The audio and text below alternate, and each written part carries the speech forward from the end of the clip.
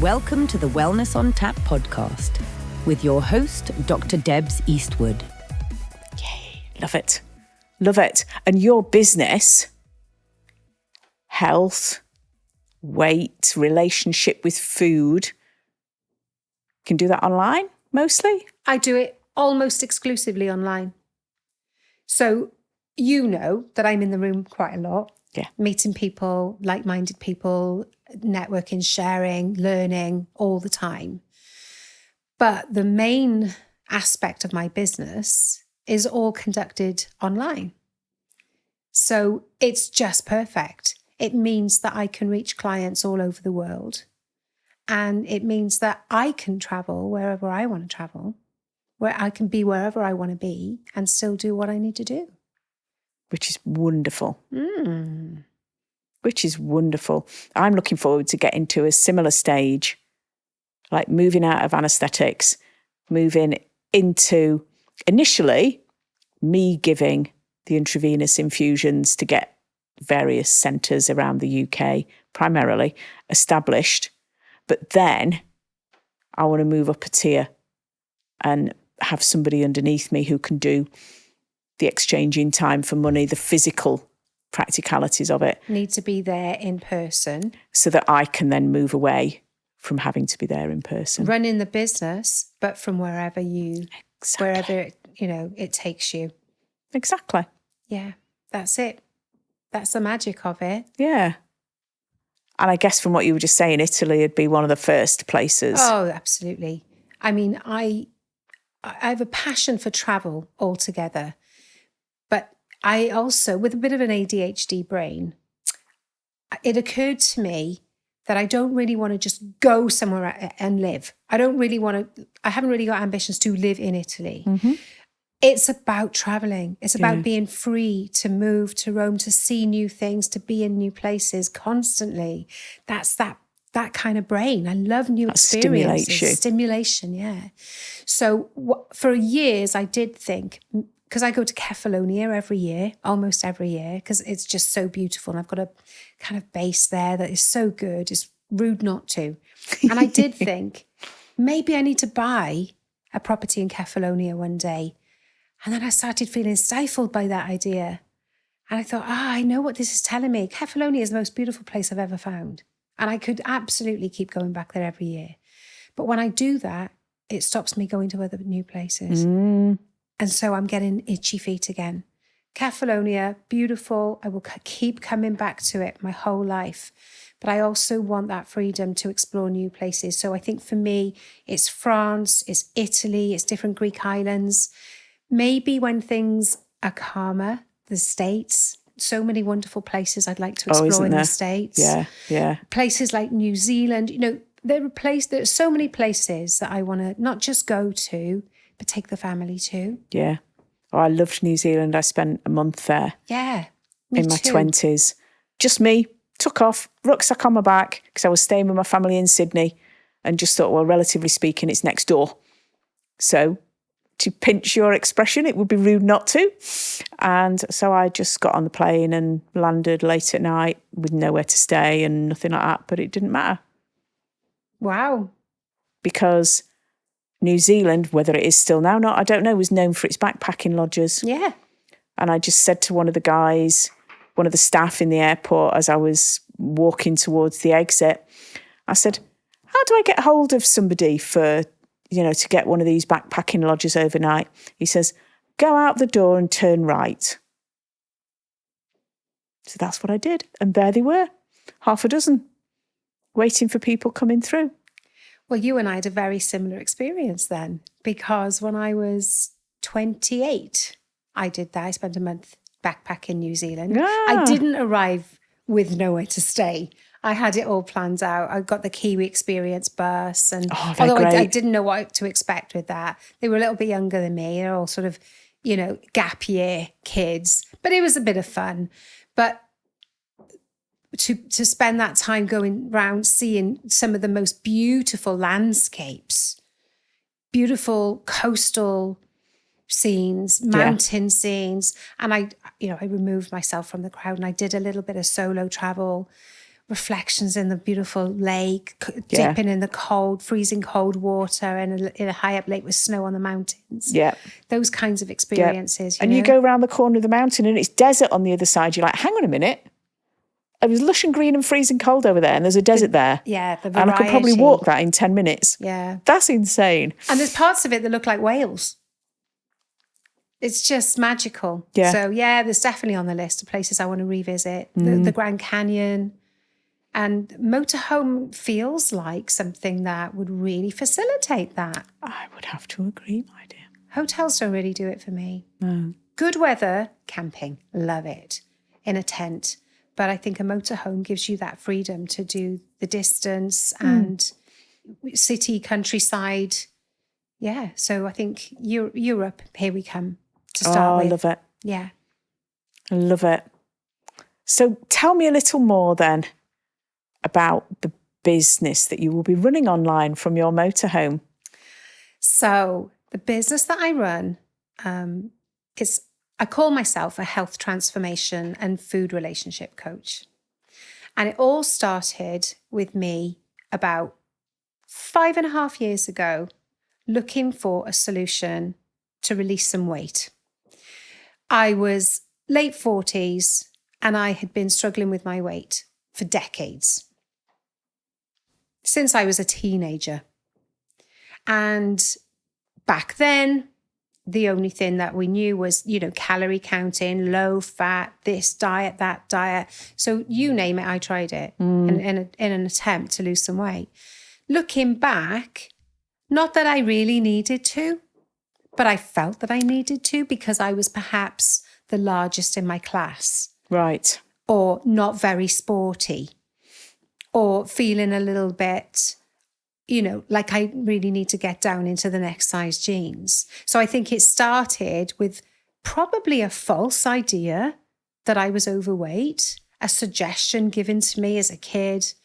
And then I think that becomes a self-fulfilling prophecy because then you start depriving yourself of food and you start crash dieting. It plays havoc with your metabolism. Plus, I know that I'm genetically predisposed to carry extra weight. I'm one of those people who, we're the survivors, who just survived it back in ancestral times. So really, I had what I felt was a significant weight problem my whole life. What I hadn't noticed was that the way I was eating wasn't just becoming a problem with weight gain. It was actually making me feel stiff and achy and lethargic and all kinds of minor ailments. Now, I would say to everybody, why am I so stiff and achy? What is it about me? Why am I seizing up all the time? And nobody could tell me. So I just thought it was one of those things, maybe I'm just a stiff and achy person. But I now know that I was suffering from inflammation. And I know this now because in looking for the answer to release some weight naturally and sustainably, I've also found the solution to the joint pain, the stiffness, the brain fog, the skin conditions, all the little minor ailments that have been plaguing me for decades that I just thought were a normal part of life. Because you do when it's been around for that long, don't you? You just accept it. You just think it's normal and everybody's talking about them all anyway. Yeah. Everybody's got acid reflux or a little bit of, gut thing going on, a bit of IBS going on or this minor skin condition that you treat with some ointment or, the brain fog, getting very forgetful, always just aging, starting to get a bit older and all these things. And the afternoon slump is a classic one. And I just thought all that was normal and I was just looking for weight loss. Luckily for me, I found nature's best kept secret, which is learning to eat in a more natural way that I like to call the natural human diet. But it's about learning to eat in the way the body evolved to thrive. And this is now what I coach. But here's the thing. You could tell anybody how to eat. You could say, right, if you want to overcome your aches and pains and have great energy and release weight naturally as a side effect and just feel the best you've ever been, I'll hand you the list of how to eat. And no one would do it. It's crazy, isn't it? But you are right. Because the way we're being fed in this day and age is so far removed from the way we're meant to be eating as human beings. And because of that, it's really hard. It's really hard to eat the way our bodies long to be fed, so that you're maximizing nutrition, you're regulating your blood sugars, you're giving yourself the conditions for a thriving, healthy gut, and you're fully nourished with all the right nutrients. Yeah. To do that, I can tell you how to do it, but you wouldn't do it. So what's needed is a combination of, well, here's how we want to be eating. And it's not just one way. We can talk about that in a bit. But we didn't evolve to eat just one way. Mm-mm. We evolved with different metabolic modes depending on what kind of food was around. That makes sense, because we were definitely seasonal eaters. Of course. And depending on the season, there's different kinds of foods around, right? So we can talk more about that. But in order to eat in the way that the body really thrives with all the right nutrients, stable blood sugars, removing that ultra-processed nasty stuff that we're being fed and the convenience that we're depending upon, plus all the experiences that we love as part of our lives, the celebrations, the parties, the meals out, the drinks, the birthdays, it's all part of our life. And you just wouldn't know what to do if I said, here, eat like that. So a huge part of it is the psychology of behavior change. Yeah. And how you see it. Because if you see food and healthy eating as something that is deprivation, you'll never want to do it. You might do it for a short time, but you won't stick to it. But if you learn to see, if you are given an experience where for a short time you eat in a way that really feels good, you know, your aches and pains, your symptoms start to subside. You some weight comes off, your energy comes back, and you think, like, you know, this is the best I've felt in decades. You now start, and when you're guided to really reflect on that in the light of, and what is it that you're doing to help you feel that way? Oh, okay. Well, I changed this one thing and I felt better. And then Sue got me to change another thing and I felt even better. So now you're associating the actions you're taking, the swaps you're making, the food choices you're consciously making with feeling better in your body. So it doesn't become about your future health or some ideal weight. It becomes about right now. So when you can associate the steps you're taking with how good you're feeling right now, the penny starts to drop. Yeah. Then your relationship with food starts to change. So then the next step is, how do you do that when the whole world wants to feed you junk?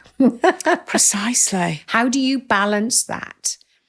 So you know how great it feels when you're eating in an optimal way, but let's face it, who can eat in an optimal way all the time in this day and age? Today's world. Yeah. It's really tough out there. So then I suppose the next step would be to find out what happens if I experiment a little. What happens if I do have some chocolate, some wine, some cake, whatever it is, some fast food? How does that feel? And when you know how that feels, now you have true free choice. Yeah. You know the consequences of eating that way. There's no guilt. You're completely free to eat, drink in the way you choose, knowing the impact that has on how you feel that day or the next day. So it becomes very real. It becomes very tangible.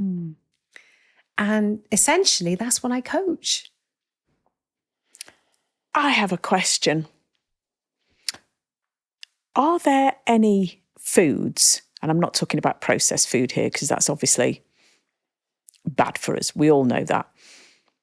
Are there any foods that are typically perceived as being good for us that actually aren't? Gosh, that's a huge question. I'm sure it is. And it's all mixed up with food marketing. isn't it? You know, everything's controlled by money, everything's controlled by big corporate, and the way we eat is controlled by those big corporations as well. And so in order to get us to eat the things that they're selling, when we know we're trying to be a bit healthier, well, we're going to follow anything that they say is healthy. So if it's labeled, you know, perhaps a bit historically now, labeled low fat, it's still, people are still falling for the whole low fat label, you know, it must be healthy, it's low fat. But of course, then they laden it with sugar. Yeah. So or they might say fortified with vitamins. How do you know that it's fortified with the vitamins you need? You know, things like that. So it'll be, you know, protein bars, you know, muesli, meal replacements, supplements, shakes. They're all ultra processed. They're all sold as being healthy because they contain certain nutrients. Yeah. But if you start looking at the ingredients, what else are they putting in there? And how much does that resemble the way we naturally evolved to eat as human beings roaming the planet? It's the human body doesn't recognize it. Precisely. And so there's mainstream healthy eating advice, which is heavily influenced by big corporations, the food industry. But then there's also mainstream healthy eating advice, which is has supposedly originated from the NHS or the doctor, you know, healthcare professionals, and they'll say, eat this way, and they've got this ideal plate. But that's not right either, because the advice that they're giving is based on data that's over 50 years old, right? Yep. In particular, a third of your plate should be refined carbs. It's like what? You know? Nonsense. And those refined carbs that they're telling us to eat, well, it would have come from post-war, right? Where we needed the energy source from somewhere. Absolutely. But these days, there's an abundance of energy in our food. There's not an abundance of nutrition, nutrients. That's the switch, isn't it? And so they're still telling us a third of the plate carbs, and they're still telling us to eat foods which the human body did not evolve to eat. So it's a huge problem. And the biggest problem for people is this confusion around, well, how do I eat then? Do I listen to the mainstream? Do I listen to the food industry? Do I listen to which different experts am I going to listen to? Do I listen to the glucose goddess? Do I listen to Tim Spector? Do I read Mosley, bless his soul? Yeah, bless him. You know, one of the first people to pioneer this idea that you could improve your blood sugar control and diabetes through the way you're eating. People didn't believe it. My cousin did. Exactly. And so many of my clients have. So Mosley, great. But people have tried to follow Mosley's programs and found it's too restrictive. Can't do it. So there's just so much confusion around. And the way I coach, the program that I coach that's exactly what it's there for. It's there to cut through the confusion. Yes, you will be guided on a journey of making some really good swaps. But once you've made them and you've experienced them in your own body, you don't need to believe me anymore. You don't need to believe a rule book, because you will know in your own body what feels good and what doesn't. And then you can start to have true freedom with food. Which is why we've got this little tag, Food Freedom Program, Health Transformation and Food Freedom Program, because it's not me telling anybody how to eat. It's me giving somebody an experience that feels so good that they change the way they want to eat. But then when they know what the choices are and what the implications are, they're free to then indulge conscious gastronomy, I like to call it. Oh, I like that. Conscious gastronomy. Yeah, that's a nice expression. Tell me what you think about gluten. Gluten's a really tough one, because of course it's absolutely true that gluten is, so many people are intolerant to it. It causes so many problems. Yeah, it's not great. But the problem is that it's not so much the gluten. It's human beings didn't actually evolve to eat wheat.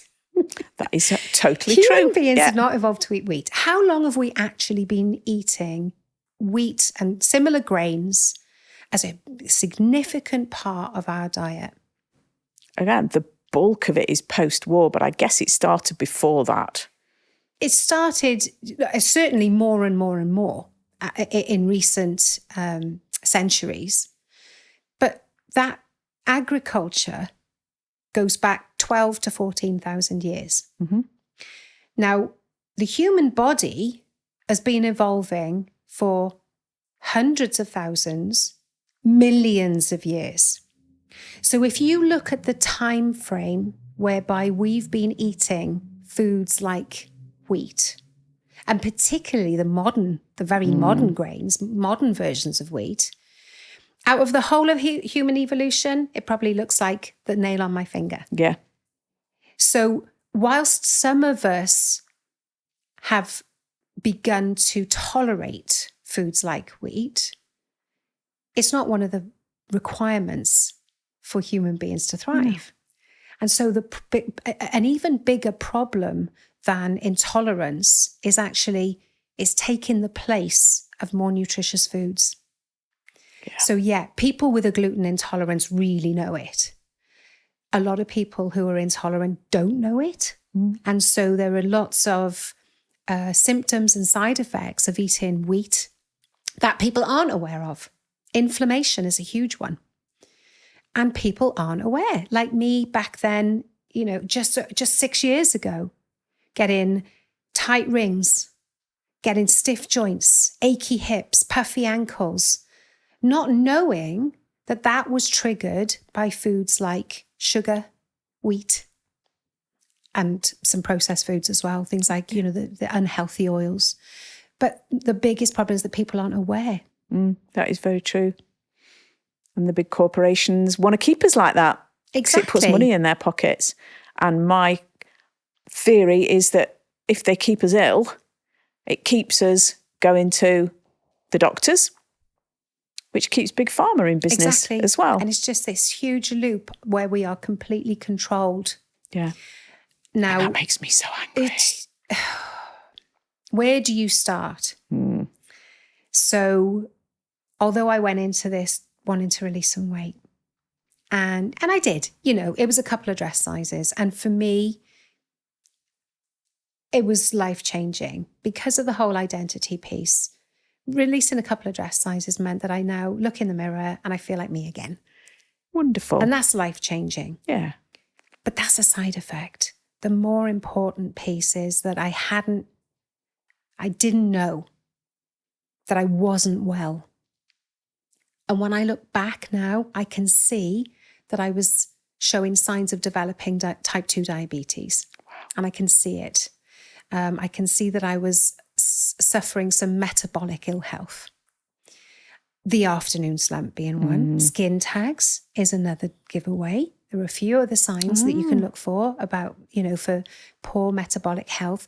Warning signs that might indicate worth getting checked out for pre-diabetes or type 2 diabetes. And I can see that in me in my 40s because both my mum and dad got type 2 diabetes and they both reversed their diabetes on my program.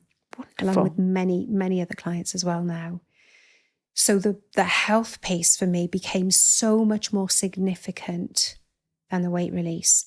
But actually, weight release is just a side effect because when you learn to eat in a way that helps your body thrive, it releases. Yeah. It doesn't need to hold on anymore. No, it doesn't need it there to keep you safe. Keep you safe. The cortisol, because of stress and our modern lifestyle, is trying to keep us safe, isn't it? It's trying to hold on to anything it's got because you don't know what's around the corner.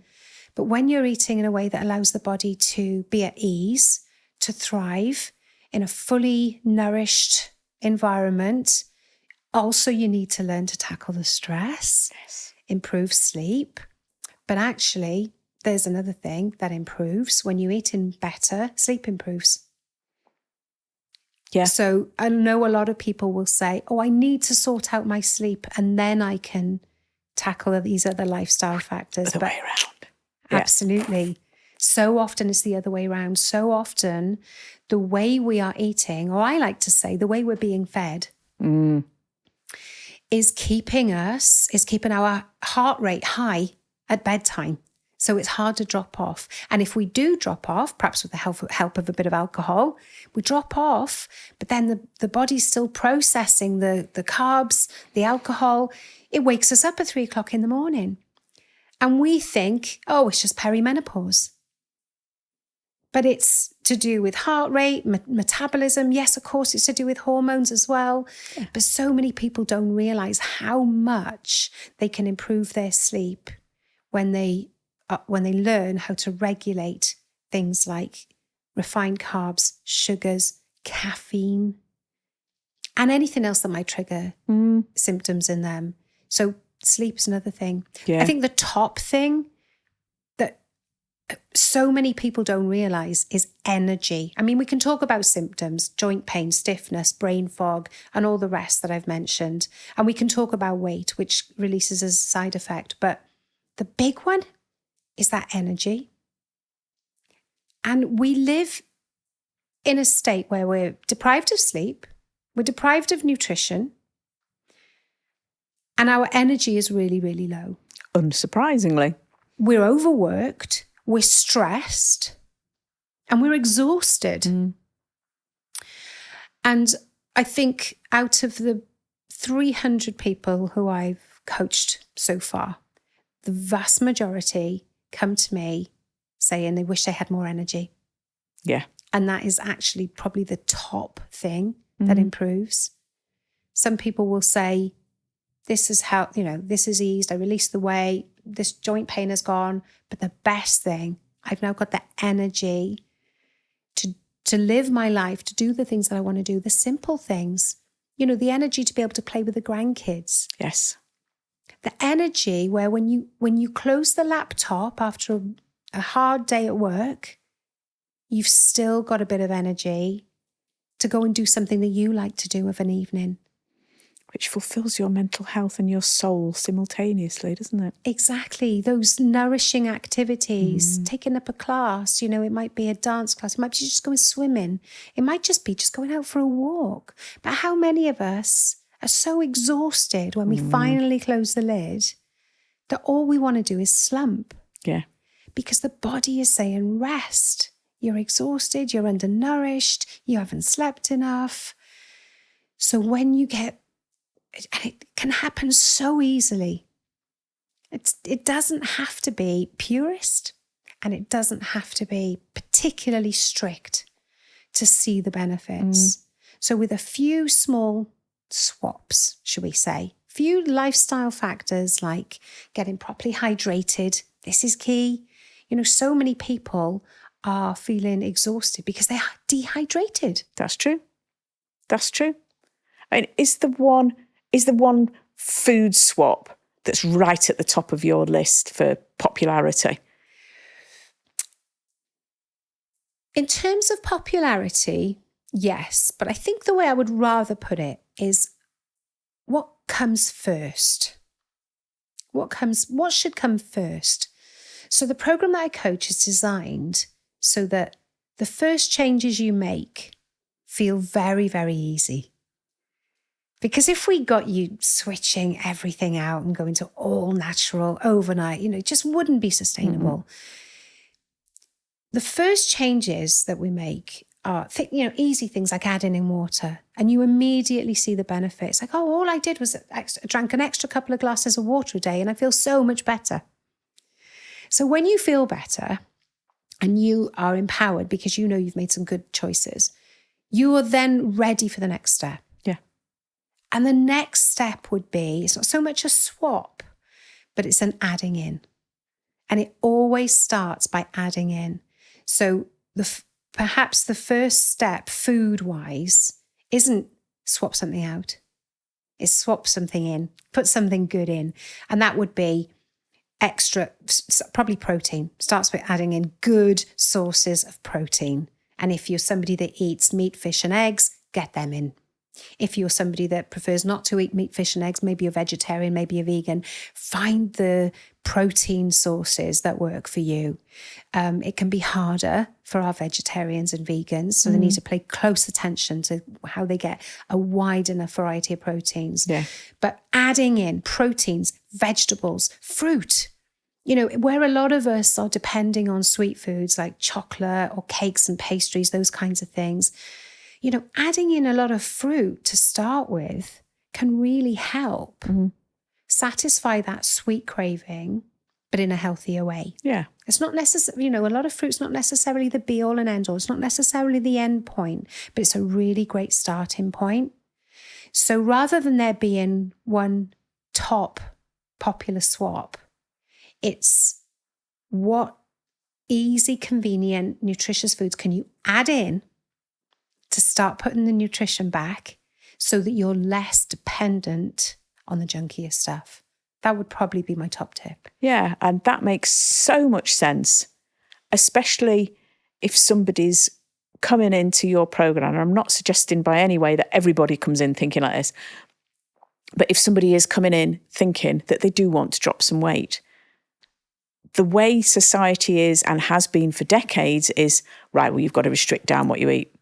And if you're saying to them right at the beginning, no, we're going to add in absolutely some things, they're going to go, oh. Because most schools of thought are focused on calorie restriction, right? And almost everybody I speak to, before they understand this program, it's all, I've been managing my calories through this, or I've been thinking about what to eat. And you know, you go to a restaurant, what's the only piece of nutritional information on the menu? Calories.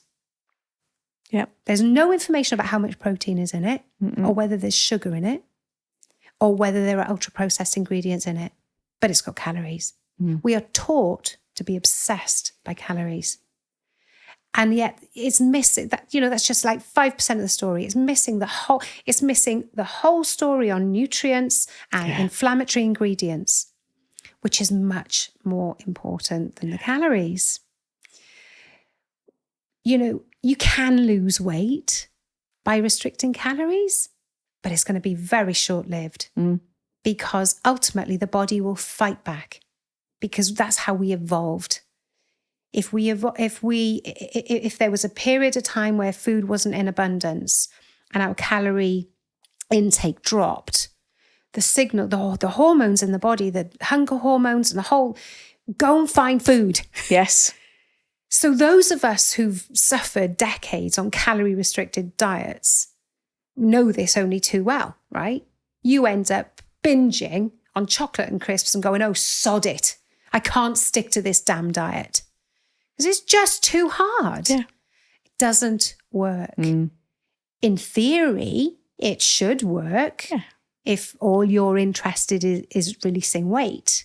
But what you're not taking into account is, are you properly nourished? Are you getting enough protein? Are you getting enough of all the minerals that we need, all the vitamins that we need, all the micronutrients? And so now what we do is, people are undernourished. Right, what supplements do they need? So now it's this supplement and that supplement.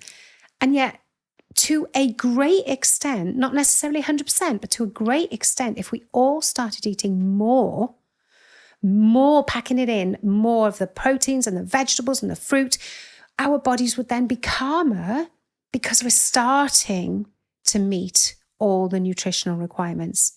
And you know that not everybody can always meet all the nutritional requirements because we're all absorbing nutrients at a different rate, and some people have, you know, issues with absorption and that kind of thing. Plus, of course, modern food has a tendency to be depleted. So it's not 100%, but to a great extent, when we start adding in more natural whole foods, the body can calm down because it doesn't need to crave the nutrients anymore. So it's so not about calorie restriction. And like you said, that's just not sustainable, is it? Because as soon as you eat more calories again, the weight loss, if you've achieved any, is going to come back. And probably more. There seems to be a way, doesn't there, that the body goes, right, you better put on more weight then, because if you're going to go through that starvation period again, we need a little bit of extra fat on our bodies to get through it. Yeah. Which is why, which brings me to the seasons, actually, we mentioned earlier. You know, it's all very well saying, well, how did the human body evolve to eat? And of course, that would have differed according to, you know, where we were on the planet. But depending on the time of year, it would have been a very different source of foods. So a very simple way of looking at it is this way. In the springtime or the rainy season, everything's new, everything's fresh, green veg.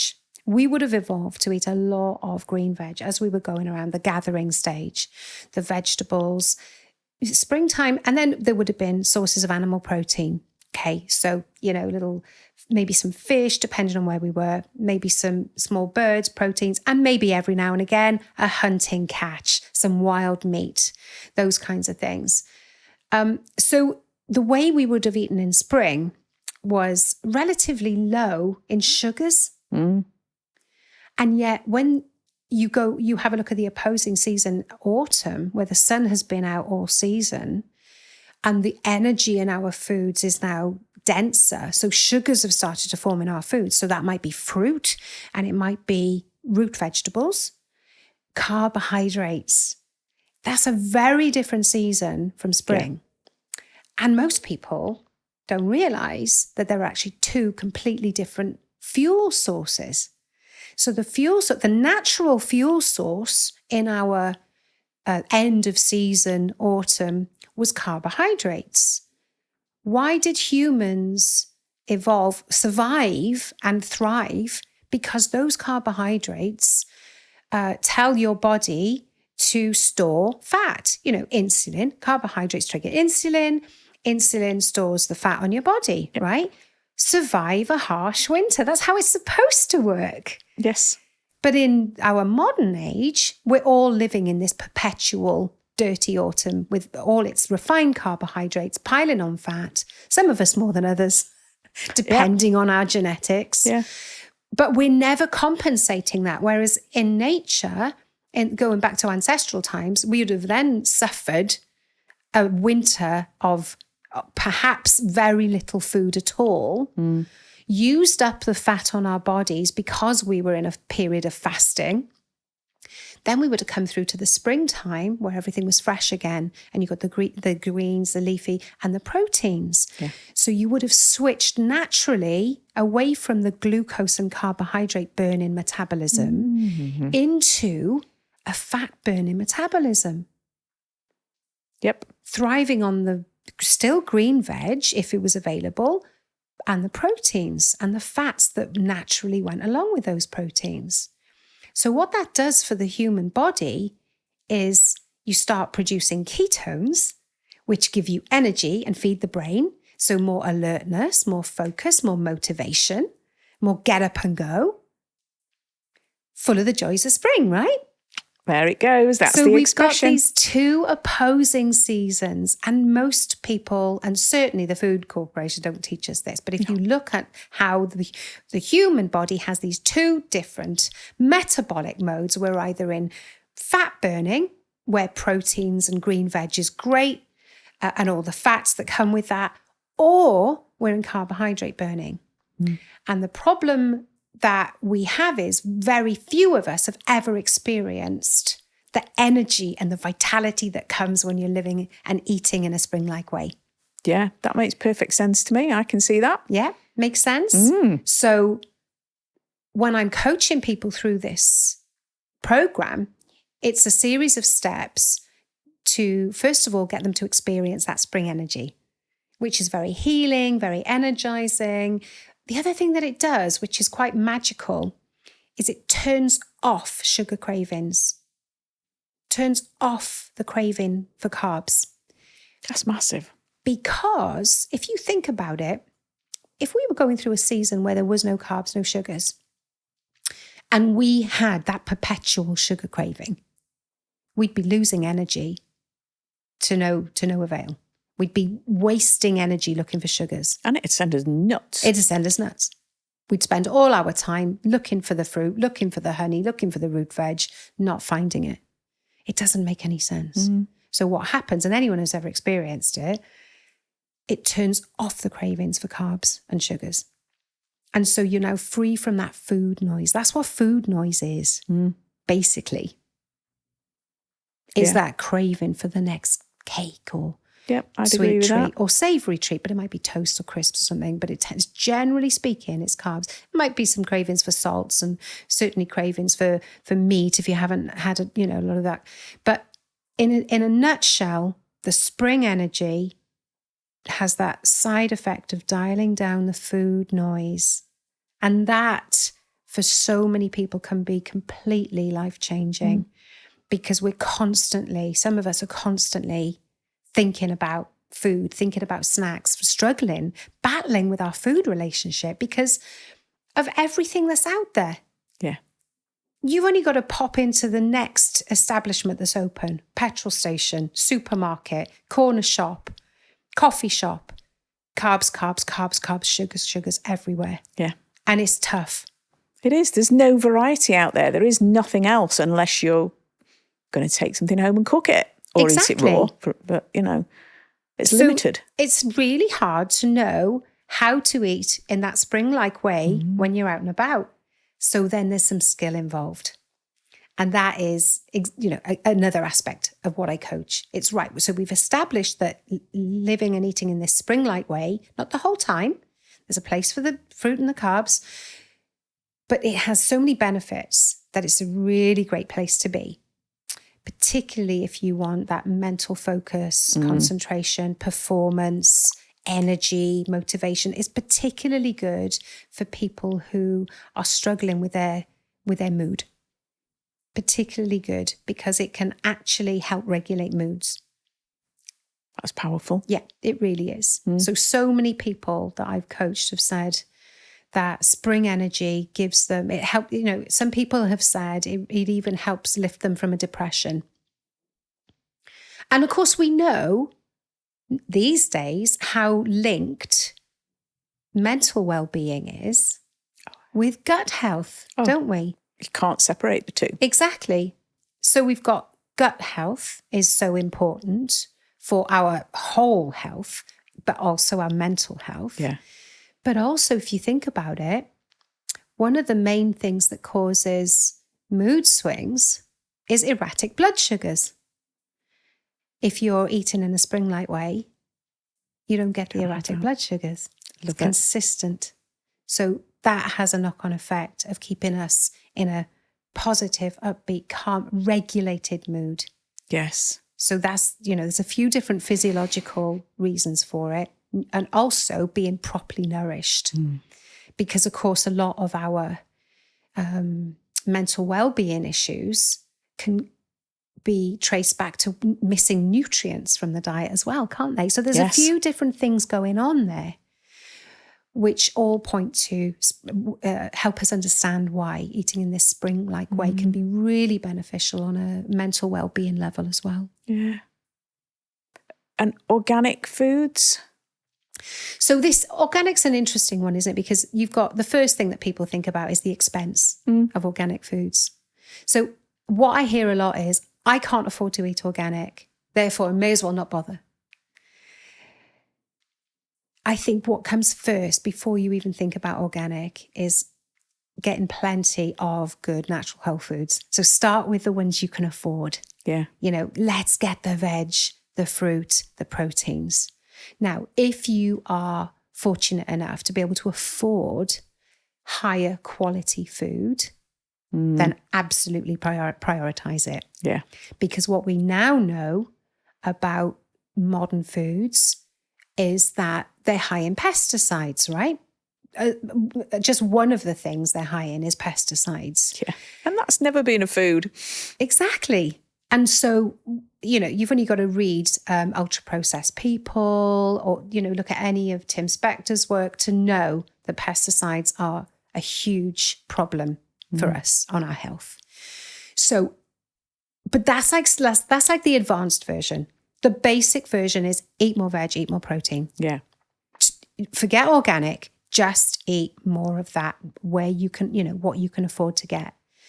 The next level is, right, now that I'm eating more veg, more protein, how can I reduce the contaminants like the pesticides? And that would be to switch to organic where possible. Yeah. Sometimes it's double in price though, isn't it? So it's not easy, is it? It's not easy. You can't get it. And what I do, because I like to get as much of my regular veg organic as I can. So some of the veg that I eat really regularly, several times a week, would be celery, cucumber, spinach. Those things I can get organic in my local shops for not double, but maybe 25% more. So those things, because I eat those regularly, I will usually buy those organic. That makes perfect sense. That feels like a sensible upgrade. But that doesn't mean that I'm buying organic chicken and organic beef and all that, because that is pricey. You can be talking 2-3 times the price. Lovely for those who can afford it. I think the main thing with organic is the pesticides. Is the nasty agricultural chemicals that are sprayed on. And you can't guarantee that they're free from that, even if you do buy organic, because of overspray from other fields, can't you? Absolutely. But I think it's just levels. Yeah, you're just doing the best you can with what you've got available. With what you've got available. That's exactly one of the principles that I coach. Ah, good. Also, do the best you can with what's around when you're traveling. You can't always get the perfect food when you're out and about.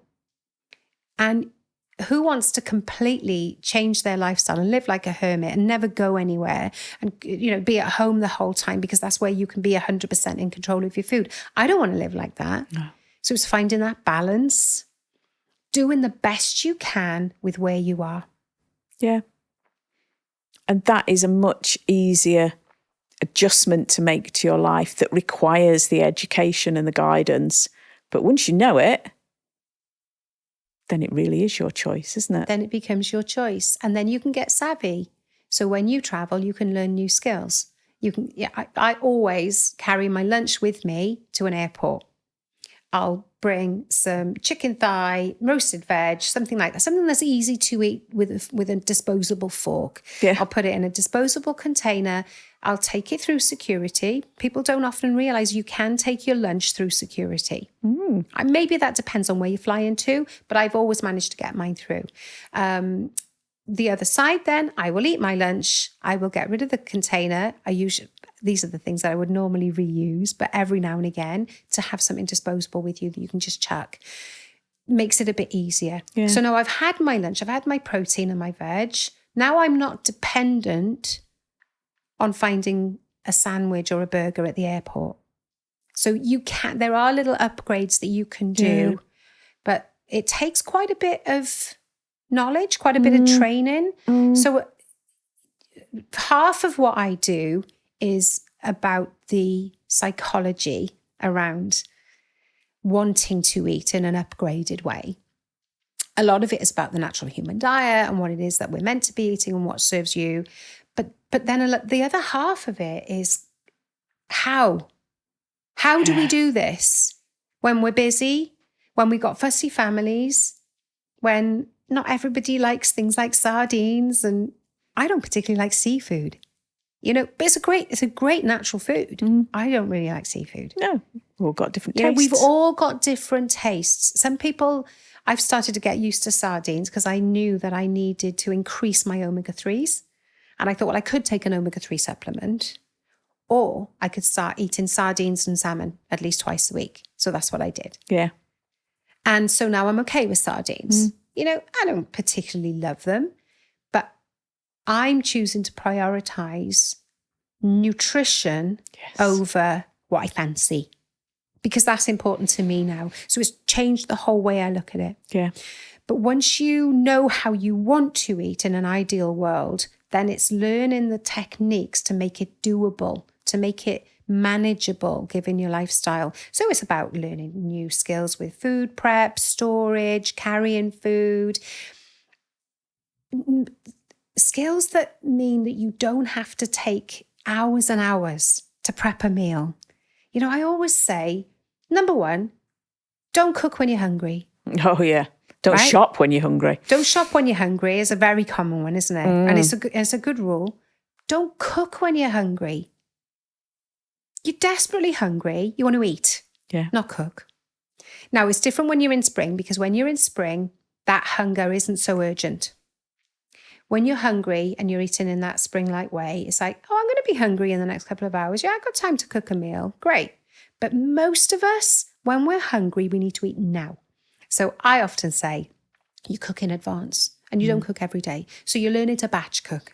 You're learning to batch prep. You're learning to always have something in the fridge, grab and go. And when you haven't been shopping and everything's gone out of control, at least you've got the tins covered. You've got a tin of tuna. Yeah, for sure. And, you've got something in the freezer. And so it's learning these skills. Yeah. And also it's learning where to eat when you're out and about. Places like, if you're going out to a restaurant, be involved in that decision as to where you're going. Because if you leave it to your friends, they're going to choose pizza, burgers, whatever it is. If you get involved in that decision, you can go, oh, hang on, protein and veg. Where am I going to go to get protein and veg? Maybe a steak, maybe some vegetables, maybe a salad, maybe some chicken, maybe some fish. But if you just go with the default, you're going to be left with nothing but a pizza. No, if that's what you really want, go for it. But if what you really want is the protein and veg, it's learning how to read a menu. What have you got here that will really work for me? Oh, great, they've got some salmon. Oh, but the salmon comes with pasta. I don't really want pasta because my blood sugars. Salmon and broccoli, that would be great, but there's not two things on the same plate.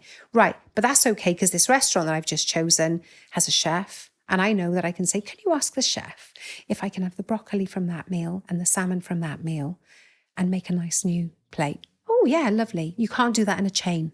No, that's true. The other thing about a chain is there will be sugar in everything.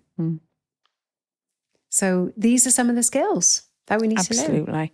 I mean, I love that tip about going through the airport security because it's liquids, isn't it, that they're liquids funny is what with. They're funny with, yeah. Now, actually, for the first time when I flew out to Vienna 6 days ago, I was allowed to bring my bottle of water through for the first time. So they've got new systems in place where you can even bring your water through. Now, I was glad of it because I had water with some electrolytes in.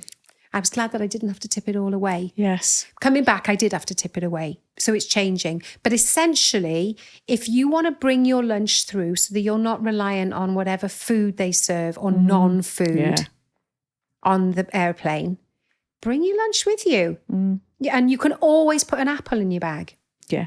You know, the rules on things like cheeses and meats and fruit, and particularly fruit with, it differs. But my experience of flying from the UK out has been that I've always been able to carry my lunch with me. I shall remember that. Yeah. And it gets you off to a good start. Yeah. And, with Vienna, it meant that for the first couple of days, I was completely on plan. And then the next day is like, okay, we're out and about. I want to experience Vienna. What gastronomic experiences do I want? And one of them was Apfelstrudel. I absolutely wanted an Apfelstrudel, but I wanted the best. Yeah. I didn't just want to go to any old place on the high street so we were looking for the best place to have Apfelstrudel, freshly baked, conscious gastronomy, that delight, Now, it does take its toll on me, making choices like that. Because one thing that I notice on me is I get a bag under my left eye. And I don't know if you can see it, but I was able to see it this morning when I looked in the mirror. And that is the consequence of having a few days with a little bit of sugar, a little bit of refined carbs, something like a little pastry or something each day, maybe a little bit of chocolate, and it'll show up here. Now, to me, nothing major, but that is a warning sign that my body is starting to get inflamed. My body is starting to complain that what I'm feeding it is not ideal. So if you can just tune in to warning signs like that, then you're getting the feedback. But most of us are living with a whole host of symptoms. Like that, to me, 20 years ago, was huge. I was in my more than 20 years ago, I remember I was in my late 20s and I started to get a really puffy bag under the eye, both eyes, but this one has always been worse. And I thought, what is this? Am I lacking in sleep? People will say, don't they, bags under the eyes, you haven't slept enough. Well, what is it? Didn't know. Is it my eye cream? Do I need more eye cream? Do I need to stop using moisture? I had no idea. And I was worried about it. But it wasn't until, much more recently that I've learned exactly what that is. And it's refined carbs and sugar. Yeah. Which you just wouldn't think, would you? You would never know it because this is not taught. No, it isn't. So now I have my little warning signs, and that's okay because it's all giving me information. Yeah. And another one is my wedding ring's going tight. So every day I will do the ring test. And if my rings slip off easily, I know that I've eaten reasonably clean. My body's reasonably happy with the way I ate yesterday. But especially when traveling, sometimes those rings are really tight. And I think, oh, yeah, I'm inflamed. Now, the problem with inflammation is that scientists now know, right, that inflammation, chronic inflammation over a period of time is one of the key contributing factors to long-term chronic disease. Yes, it is.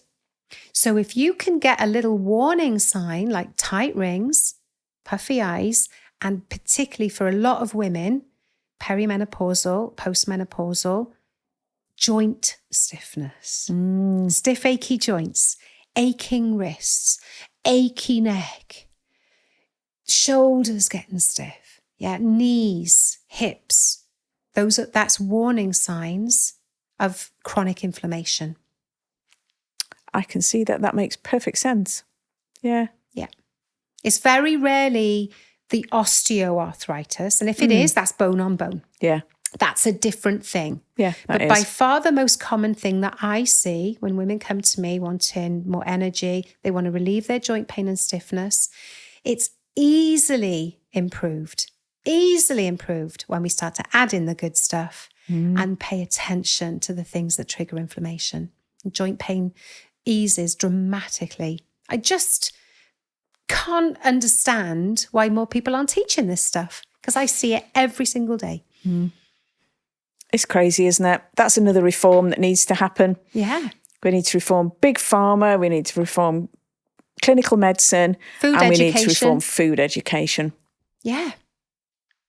And yet most of these things, these ailments, these symptoms that we experience, whether it's perimenopause or whether it's earlier than that, we go along to the GP and we get some treatment for it to ease the symptoms, don't we? That's what happens. So anti-inflammatories. So now you're living your life on ibuprofen or something similar. Acid reflux, you get not even just antacids anymore, is it? But it's the harsher version of those. Yeah. I went along to the GP about 15 years ago, suffering with acid reflux. And immediately they prescribed me omeprazole. Yep. And it works a treat. So I could eat pizzas and takeaways and drink and eat cheese on toast and not get any acid reflux because I was on omeprazole. But I also now know I don't need omeprazole because when I'm eating reasonably clean, I don't get any acid reflux at all. I don't get it at all anymore. It's partly to do with the immediate effects of what you've eaten, but it's also to do with your gut health. So I now live completely free of acid reflux and completely free of antacids. Delightful on both scores. Exactly. Yeah. Oh, I love it. I love people such as yourself that are doing solid, good quality work that involves re-education. I mean, we shouldn't have to re-educate. We should be educated from the beginning. Yeah. But it's so good to know that there's people out there that are actually doing it. And are evidence-based, they've done it themselves. Yeah. Because that's so important. And I think when you've experienced something that completely changes your life, you don't have a choice. You've got to get out there and teach it. And I've always been that way. And so when I realized that, I got the weight release, and my weight fluctuates, depending on how much conscious gastronomy. Yeah, we're human. Which is fine, but it's releasing the guilt from that as well. It's like, I'm in control here, and I can have a few freedom days and the holiday and gain some weight. I don't need to feel guilty about it. But when you are not aware of what causes what, and you're obsessed with this weight release, it's not going anywhere. So to educate people on what it is about the way they're eating that causes their low energy, their aches, their pains, their symptoms, their digestive issues, the acid reflux, the IBS. And it's not always, but nearly always, I am seeing almost complete relief with things like the joint pain stiffness, the IBS. Migraines is another big one. We think that migraines is just something we have to put up with. So many people just prescribed meds. And of course, meds are so helpful, can be helpful, but they're just prescribed the meds without even looking at what the triggers could be. Now, my hubby, Paul, was getting about 6 migraines a month. And he's got good tablets for it. He still needs to spend the entire day in bed, not anymore, but at that time, 6 migraines a month, it would mean the entire day in bed with the meds. Now he gets one maybe once every couple of months. It's reduced that much since he learned to eat. I know what his triggers are. I don't know whether I should share. But we know that there are things like, typical things that trigger migraines is the dependence upon sugar, the dependence upon a lot of caffeine. And also I think with Paul, it's artificial sweeteners as well. But it's not so much you have a bit of artificial sweetener, it triggers a migraine. It's not that. It's living a life where you're constantly dependent on the caffeine, the sugar, the artificial sweetener. When that imbalance goes wrong, that can trigger the migraine. So it's along those lines. And Paul has seen a dramatic improvement. And yeah, he's still got the meds there for when it happens, but the incidence of it is a lot less. And usually he can attribute it to something that he's changed along those lines. Yeah. And you can cope then, can't you? Yeah. Amazing. My head is buzzing with insights. Thank you so much. Oh, you're so welcome. Thank you. It's been a pleasure to share some of this because I just wish the whole world knew it. Well, we're going to put your links in the show notes so that people can access them and come and find out more if they want to. Amazing.